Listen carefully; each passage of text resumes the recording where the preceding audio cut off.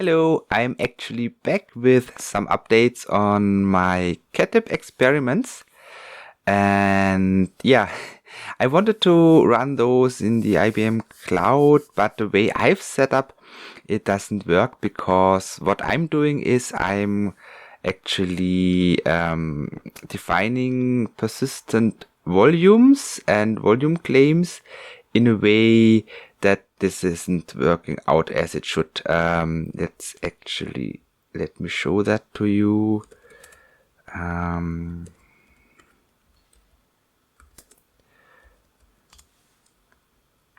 Okay, so if we have a look at the PVC, this persistent volume claim here, I'm defining as read write many, and the reason is I wanna have this mount attached to multiple pods because each pod is a trial now, and in that PVC I'm storing the image data used for training, and I would like to have this stored only once and used by multiple pods at the same time.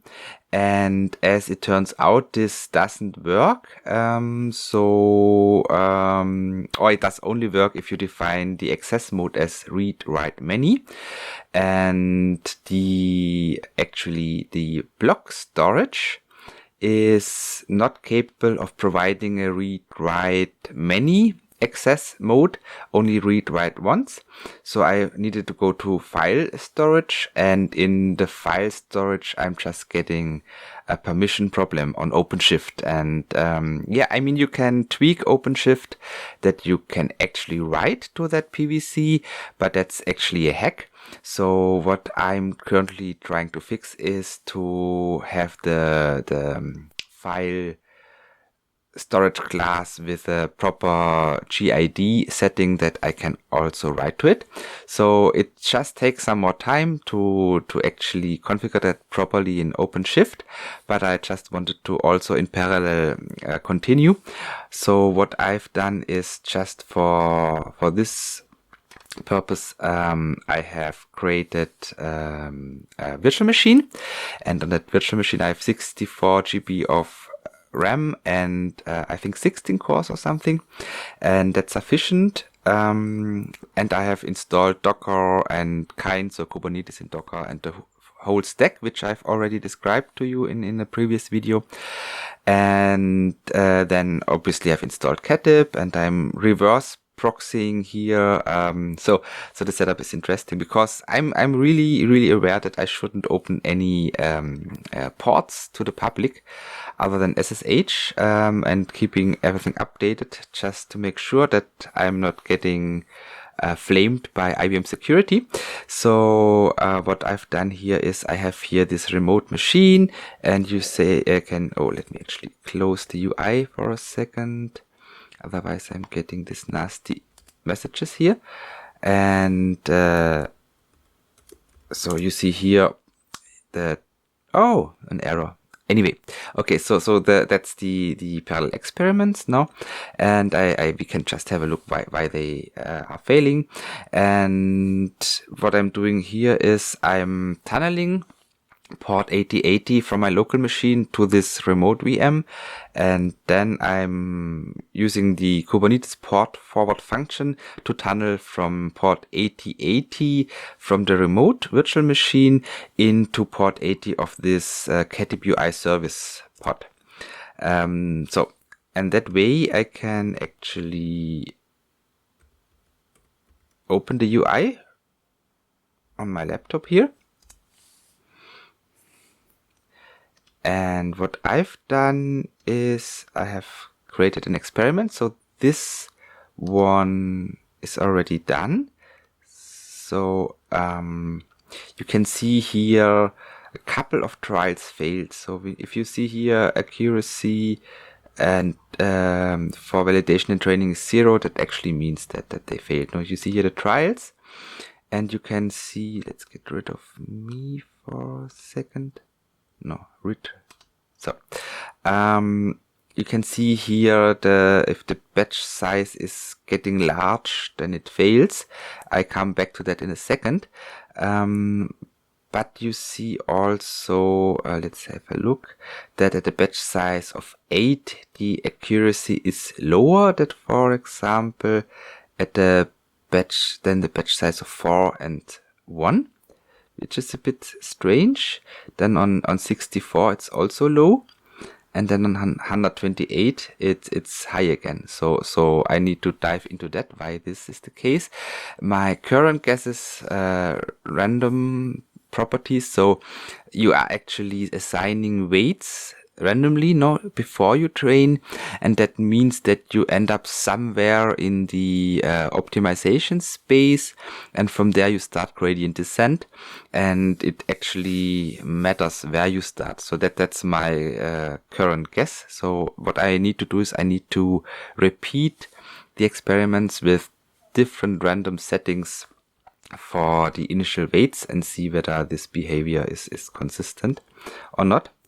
So that's one thing, but actually if this would be consistent, that would be a proof by contradiction that we actually have batch size as a hyperparameter, because the actual accuracy is dependent on the batch size. That's the actual idea to prove, but now I'm not 100% sure if this variation here in accuracy is because of the random initialization of the neural network weights or not. That's something I need to double check. And then obviously it's bad that the larger batch sizes are failing. The reason is I'm getting a so-called OOM killed error on those pods, because if you run, or let's go back to the experiment definition, you can say here how many parallel trials you want to run, but the batch size is actually bringing in an exponential dependency on main memory into this mix. So that means the trials with a low batch size, they can be co-located, but the trials with a higher batch size, they are just using up too much memory. And that's actually the reason why I've put this question here on Stack Overflow, how I can actually control the amount of parallel trials based on the hyperparameters, because I already know if I'm on a batch size 128 or more, I'm consuming too much memory, that I cannot co-locate more than one trial per node. And okay, so that's the latest state. So what I've done is I've created a second experiment which only covers the batch sizes 128 and above.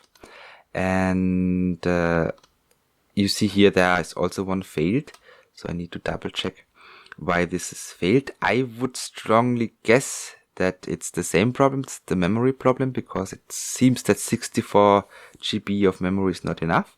Maybe we can just try this out if this is the case. So let's actually have a look at the status and the log. So this is no, they are recovered, interestingly. So why is this pending?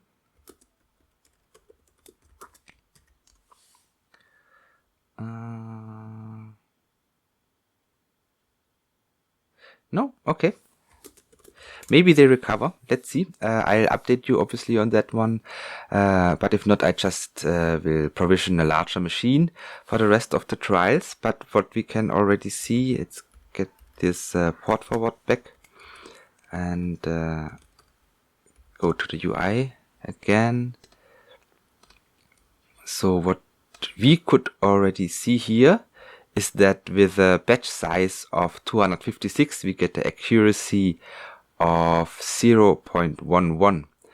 So this is something which I will repeat, and if that is a consistent behavior, that's actually the proof, that batch size, if chosen incorrectly, will highly influence your performance, which I mean, we know all that, but this way we kind of prove it, What's also interesting is that we are here greatly overfitting, it seems, with this large batch size. Now we have here a training accuracy of 1, so 100% match, and validation accuracy of 0.1, which is really bad. So it's this is a highly overfitting scenario here. Anyway, okay, so that's the latest update on this little experiment here, and I'll keep you posted when I have more findings and also know how to run the whole experiment in one go without too many problems. Okay, thanks a lot for watching. All the best. Bye.